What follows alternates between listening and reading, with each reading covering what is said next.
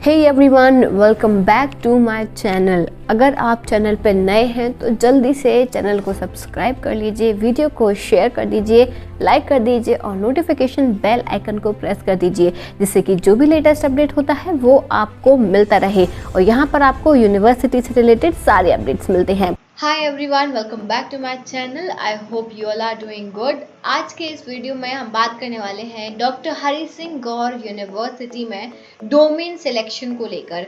बहुत सारे स्टूडेंट्स जो है वो अभी भी कंफ्यूज हैं कि डोमेन्स जो हैं वो पर्टिकुलर सब्जेक्ट के लिए हमें क्या चूज़ करने हैं। तो एक मैं बहुत इंपॉर्टेंट बात बता दूं कि यूनिवर्सिटी ने, डॉक्टर हरि सिंह गौर यूनिवर्सिटी ने एनटीए की वेबसाइट पर कुछ अपडेट्स करे हैं, जिसमें उन्होंने बहुत अच्छे तरीके से क्लियर करा है कि पर्टिकुलर किस सब्जेक्ट के लिए, किस कोर्स के लिए आपको क्या डोमेन्स चूज़ करने हैं, वो बहुत क्लियर कर दिया है।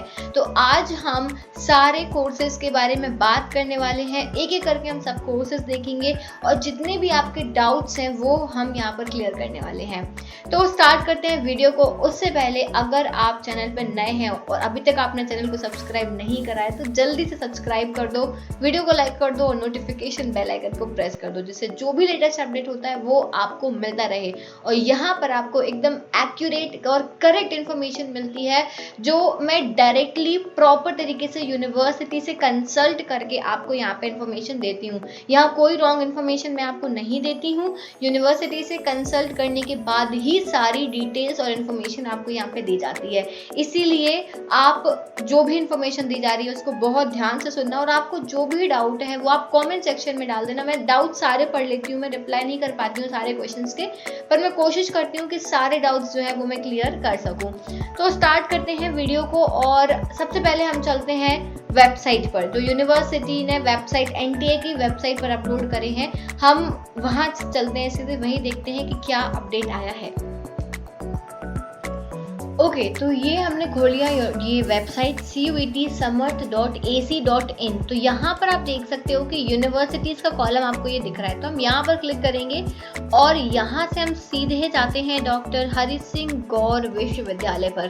तो अब यहाँ देखना, यहाँ पर पूरा अपडेट कर दिया गया है, सारी चीज़ें जो है नए तरीके से यहाँ पे दी गई हैं। आप देखो यहाँ पे डिग्री का ऑप्शन है, दूसरा ऑप्शन है प्रोग्राम एंड कोर्स ऑफर्ड, तीसरा है डोमेन, जनरल टेस्ट, फिर ऑप्शनल लैंग्वेज। ये सारी चीज़ें यहाँ पे क्लियर कर दी हैं। फिर है एलिजिबिलिटी क्या होगी, और यहाँ पर कुछ रिमार्क दिए हैं जिसमें बेसिकली आपका एज लिमिट दिया है कि पर्टिकुलर कोर्स के लिए क्या एज लिमिट रहेगी।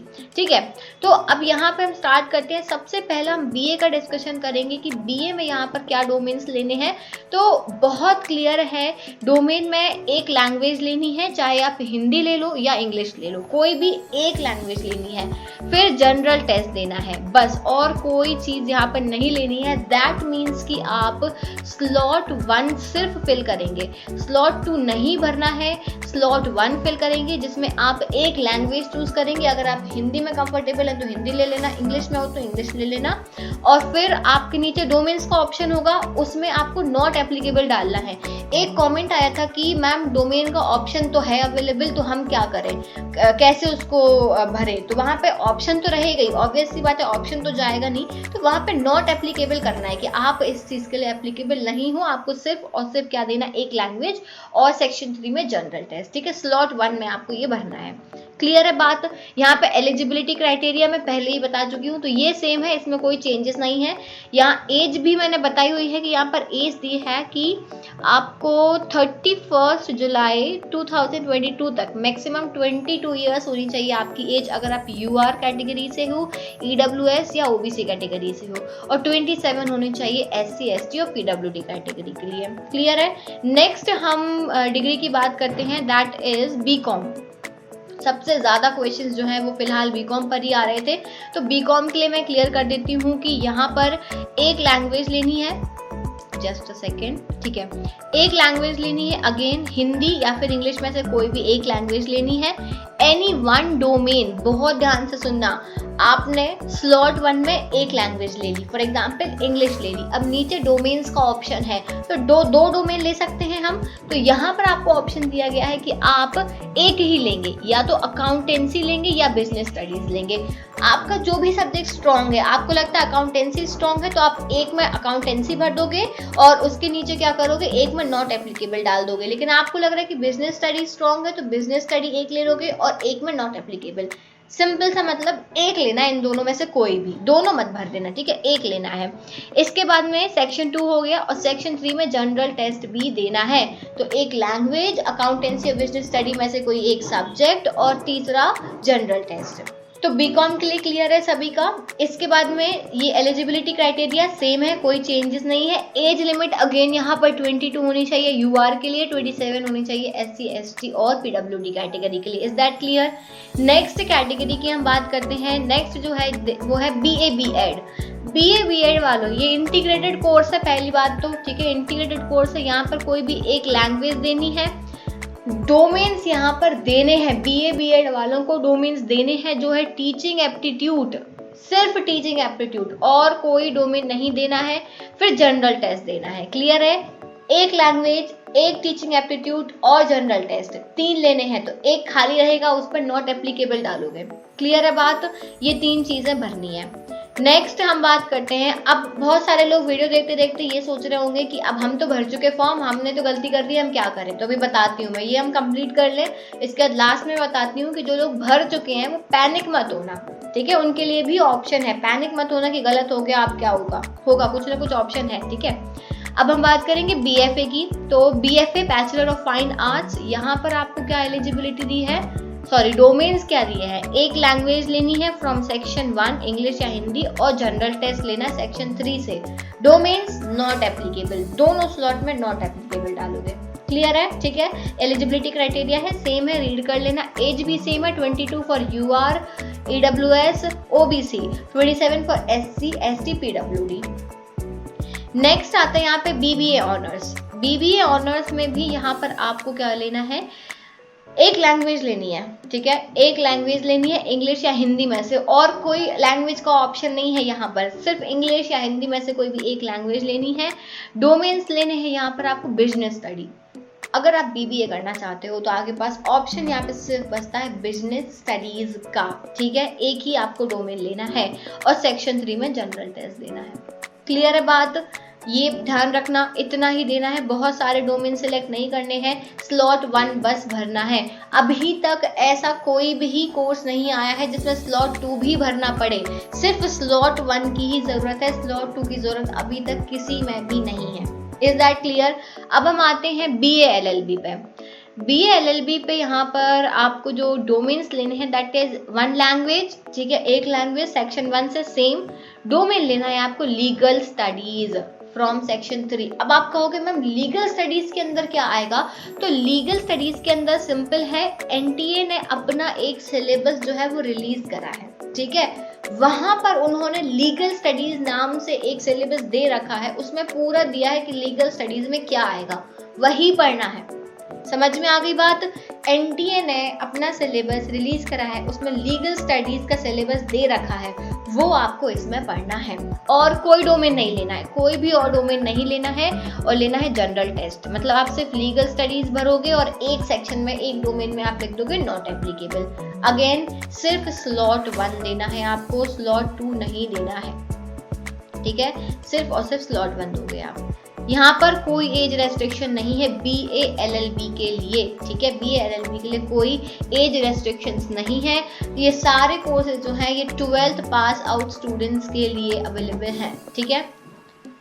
नेक्स्ट आते हैं हम अगले कोर्स पे, दैट इज बीएससी, ठीक है, बीएससी की बात करेंगे हम। तो यहाँ पर बीएससी बायो ग्रुप, यहाँ पर इन्हें 3 डोमेन्स लेने हैं, फिजिक्स केमिस्ट्री बायोलॉजी, क्योंकि बायो ग्रुप से हो आप। अगर आप बायो ग्रुप से डाल रहे हो तो पीसीबी लोगे और जनरल टेस्ट दोगे। नो लैंग्वेज, बहुत ध्यान रखना, यहाँ पे जो बीएससी के लिए डाल रहे हैं इन्हें यहाँ कोई लैंग्वेज नहीं देना है, ठीक है, no language, is that clear? अब अगर हम एलिजिबिलिटी की बात करें तो वो बिल्कुल सेम है, पढ़ लेना एक बार। एज क्राइटेरिया भी जो है वो सेम है, 22 for UR EWS OBC and 27 for SC ST PWD. BSc BEd की अगर हम बात करें यहाँ पर तो वही सेम चीज है, लेकिन यहाँ पर आपको एक डोमेन और बढ़ जाता है जो है टीचिंग एप्टीट्यूड।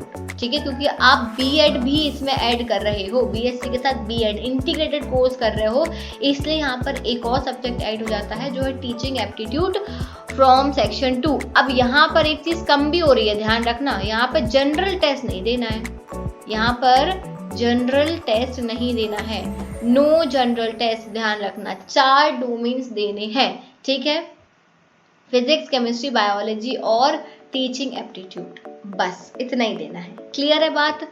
अब हम बात करते हैं बीएससी की मैथ्स ग्रुप से। तो मैथ्स ग्रुप में कोई डिफरेंस नहीं है, सिर्फ ये है कि अगर आप सिर्फ बीएससी के लिए अप्लाई कर रहे हो तो पीसीएम ले लेना और जनरल टेस्ट दे देना, ठीक है, पीसीएम प्लस जनरल टेस्ट। वहीं अगर आप बीएससी बीएड मैथ्स ग्रुप से कर रहे हो तो भी कोई ज़्यादा डिफरेंस नहीं है। यहाँ पर आपको सिर्फ क्या करना है, यहाँ पर पीसीएम और टीचिंग एप्टीट्यूड, बस पीसीएम और एक और जुड़ जाएगा टीचिंग एप्टीट्यूड। बीएससी बीएड के लिए 4 डोमेन्स, बीएससी सिंगल के लिए 3 डोमेन्स। क्लियर है बात? बहुत अच्छे तरीके से। एलिजिबिलिटी क्राइटेरिया बिल्कुल सेम है, कोई चेंजेस नहीं है एलिजिबिलिटी क्राइटेरिया में। ओके, आगे बढ़ते हैं, हम नेक्स्ट कोर्स की तरफ आते हैं, दैट इज बीसीए। बीसीए की बात करते हैं यहाँ पर। तो बीसीए में बेसिकली आपके 6 सेमेस्टर्स होंगे, सबको पता है ये बात। इसके बाद में डोमेन्स क्या लेने हैं, ये बहुत इंपॉर्टेंट है। यहाँ पर बेसिकली आपको डोमेन्स क्या लेने हैं, फिजिक्स, केमिस्ट्री, मैथमेटिक्स और कंप्यूटर साइंस, ठीक है।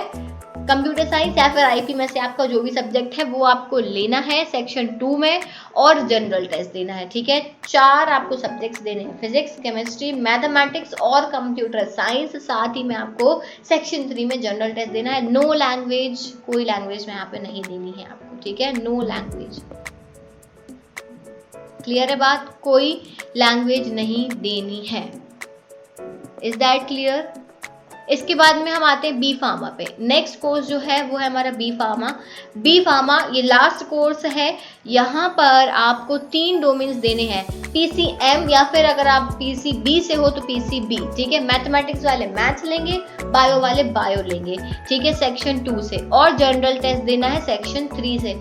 अगेन नो लैंग्वेज, कोई लैंग्वेज नहीं है, कोई भी यहाँ पे लैंग्वेज नहीं है। अब यहाँ एज लिमिट सुनने ला, यहाँ पर थोड़े से चेंजेस है एज लिमिट में बी फार्मा के लिए। यहाँ पर दिया हुआ है age of applicant will be calculated on 31 July 2022। Minimum age है 17 ईयर्स और मैक्सिमम 22। मिनिमम भी दी है, यहाँ पे ध्यान रखना, अगर आपकी एज 17 नहीं है अभी तक तो आप बी फार्मा के लिए अप्लाई नहीं कर सकते हो। और कहीं पे मिनिमम एज मेंशन नहीं है, लेकिन बी फार्मा में मेंशन है। तो अगर आप 17 कंप्लीट नहीं हुए हो तो आप एप्लीकेबल नहीं कर सकते हो, ये चीज़ ध्यान रखना। बहुत सारे स्टूडेंट्स की जो 12th होती है वो जल्दी हो जाती है, 16 में कंप्लीट हो जाती है, वो 17 के नहीं हो पाते हैं। तो इन केस अगर आप बी फार्मा में देना चाहते हो तो अगर आप 17 के नहीं होगे तो आप नहीं कर सकते हो। Is that clear? B pharma का भी यहाँ पे क्लियर हो गया। तो बेसिकली हमने कितने कोर्सेज देखे, हम एक बार देख लेते हैं। BA, BCom, BA BEd, BFA, BBA, BA LLB, BSc, BSc BEd, maths group plus bio group दोनों, बीसीए और बी फार्मा। सिर्फ इतने कोर्स ही यहाँ पर अवेलेबल हैं। अब बहुत सारे लोगों के दिमाग में बहुत सारे क्वेश्चंस आ रहे होंगे, तो देखो हम सबसे पहला क्वेश्चन देखते हैं जो आपके दिमाग में चल रहा होगा। तो सबसे पहला क्वेश्चन यहाँ पे आपके दिमाग में चल रहा होगा, व्हाट अबाउट एलएलबी? एलएलबी का क्या होगा? एलएलबी यहाँ पे मेंशन क्यों नहीं है?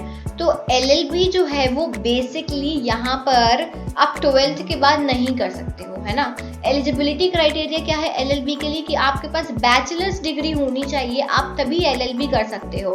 तो अगर आपके पास बैचलर्स डिग्री है और आप एलएलबी करना चाहते हो तो ये बेसिकली आपको इसके लिए सीयूईटी नहीं देना पड़ेगा अभी के लिए, ठीक है। यूजी के लिए आपको नहीं देना पड़ेगा, बाद में क्या होगा एलएलबी का वो पता चलेगा। फिलहाल ये टेस्ट जो सीयूईटी है ये एलएलबी के लिए एप्लीकेबल नहीं है, ध्यान रखना इस बात का। तो अगर कोई बच्चा एलएलबी करना चाहता है तो वो प्लेन एलएलबी नहीं कर कर सकता है जस्ट आफ्टर 12th। आपको BA LLB करना पड़ेगा, जो भी आपके पास ऑप्शन अवेलेबल है। ठीक है, बहुत ध्यान से सुन लेना, मैं फिर से बता रही हूँ।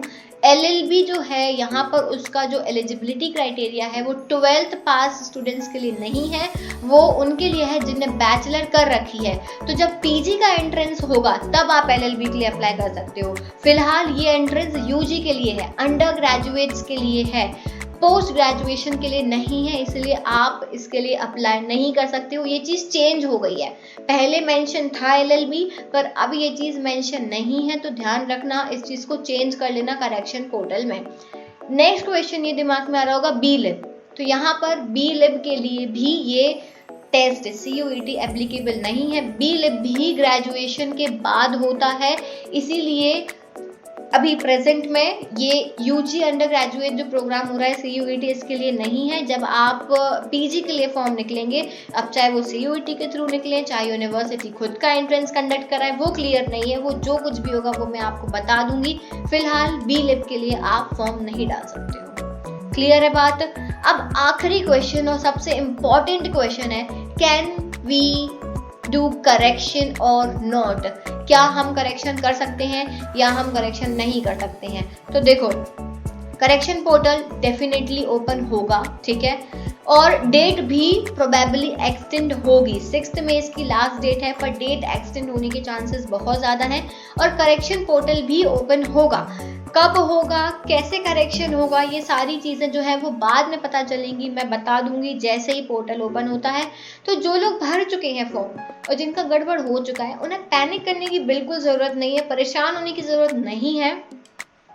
डेफिनेटली बहुत सारे चेंजेस हुए हैं डोमेन्स में, जिसकी वजह से बहुत सारे स्टूडेंट्स का फॉर्म जो है वो गड़बड़ फिल हो गया है।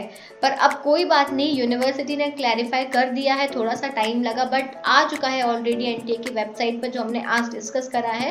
तो प्रॉब्लम नहीं है, करेक्शन पोर्टल ओपन होगा, जब भी होगा आप उसमें जो भी गड़बड़ हुई है सब करेक्ट कर देना, ठीक है। स्लॉट 1 ही भरने हैं ऑलमोस्ट सभी में, कुछ कोर्सेज में स्लॉट 2 की जरूरत पड़ेगी, नहीं तो आप स्लॉट 1 में भर सकते हो सारे कोर्सेज।